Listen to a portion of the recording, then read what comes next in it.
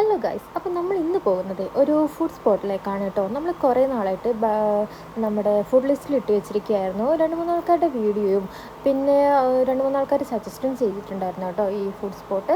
അപ്പോൾ നമ്മൾ രാവിലെ തന്നെ ബ്രേക്ക്ഫാസ്റ്റും കഴിച്ചിട്ട് ഇറങ്ങിയിട്ടുണ്ടായിരുന്നു. ഒരു 12 മണിയാകുമ്പോഴത്തേക്ക് തന്നെ ഇറങ്ങിയിട്ടുണ്ടായിരുന്നു. കാരണം വേഗം ചെന്നില്ലെങ്കിൽ അവിടെ ബിരിയാണി തീർന്നു പോകുമെന്നും പറഞ്ഞിട്ടുണ്ടായിരുന്നു.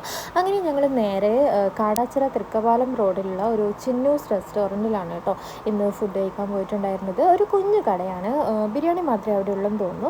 അപ്പോൾ നമ്മൾ രണ്ടുപേരും സിംഗിൾ ബിരിയാണി തന്നെയാണ് ഓർഡർ ചെയ്തിട്ടുള്ളത്. ഒരു പൊരിച്ച ചിക്കനും ഒരു നോർമൽ പീസും പിന്നെ ഒരു സെപ്പറേറ്റ് ഒരു പൊരിച്ച ചിക്കനും കൂടി ഉണ്ടായിരുന്നു കേട്ടോ, വെച്ചിട്ടുണ്ടായിരുന്നു.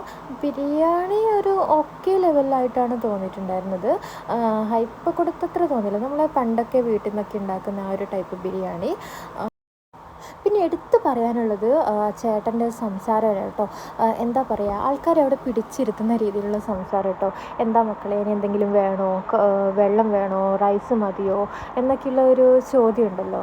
ആരായാലും ഒരു വട്ടം കൂടി പിന്നെയും പോകുന്ന രീതിയിലുള്ള സംസാരമായിരുന്നു. നല്ല അടിപൊളി സംസാരമൊക്കെ ആയിരുന്നു. അതുകൊണ്ട് ഞങ്ങൾ നേരെ ബീച്ചിലോട്ട് പോയിട്ടോ. ഈ നട്ടപ്പൊരിയുന്ന വെയിൽ ബീച്ചിൽ പോകാൻ ഇവർക്ക് എന്താ ഭ്രാന്താണോ എന്ന് ചിന്തിക്കേണ്ട കേട്ടോ. അന്നൊരു മഴ പോലത്തെ ഒരു കാലാവസ്ഥയായിരുന്നു. നല്ല അടിപൊളി ക്ലൈമറ്റാണ് കേട്ടോ. നല്ലൊരു കൂൾ ക്ലൈമറ്റ്.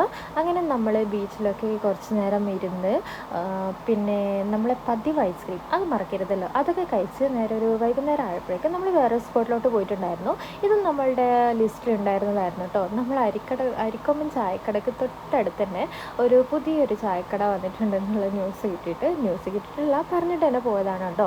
അപ്പം നല്ല അടിപൊളി വൈബ് ഗൈസ്. നല്ല കായലും നല്ല കാറ്റും നല്ല എന്താ പറയുക, ആ ഒരു വൈബ് നോക്കിയിരുന്ന് ചായ കുടിക്കാൻ പ്രത്യേക രസമായിരുന്നു.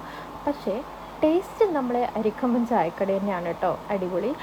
അതിലത്രയും എന്തായിട്ടും വന്നിട്ടില്ല എന്ന് തോന്നുന്നു. പക്ഷേ വൈബ് അടിപൊളിയായിരുന്നു.